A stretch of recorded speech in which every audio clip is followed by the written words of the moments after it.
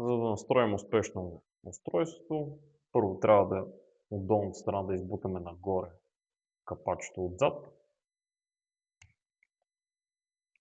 след което да сложим две батерии 3 пъти А с плоската част към пружинката.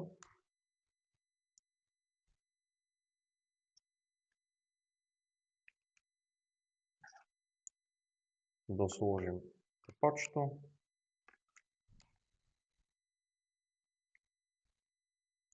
След което задържаме Wi-Fi бутона. Когато започне да мига, да свържем към Wi-Fi 2,4 ГГц мрежа. След това да се вържем към Bluetooth. След това да свалим приложението Smart Life, да си направим регистрация в него. Отваряме приложението, натискаме плюсчето Add Device, натискаме върху устройството, връзваме се към паролата на Wi-Fi и трябва да изчакаме да се инсталира успешно. Когато се инсталира успешно, натискаме Done